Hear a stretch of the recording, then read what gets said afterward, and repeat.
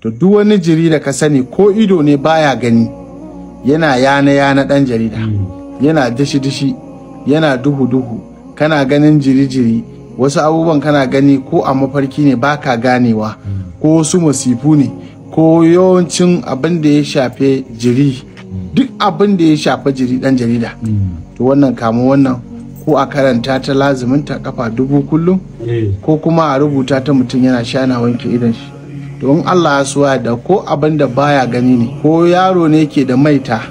ya gagara, to ana rubuta mishi wannan la haula wala quwwata illa billahi al-azim. Ko mayu ne suke bibiyan ka, suke bibiyan danki, suke bibiyan matanka, suke bibiyan yan uwanka, suke bibiyan wani naka, rubuta la haula. Wannan idan aka dauke la haula kafa 1000 ana rubuta shi ana sha, za a iya rubuta shi a sati, kowane sati so daya, za a iya yin shi kuma lazumin shi a sati so daya, ko kuma a rubuta shi kafa 3000, kaga za a raba shi kwana 3 ko 7. To yadda aka yi in Allah su da za a dace ba.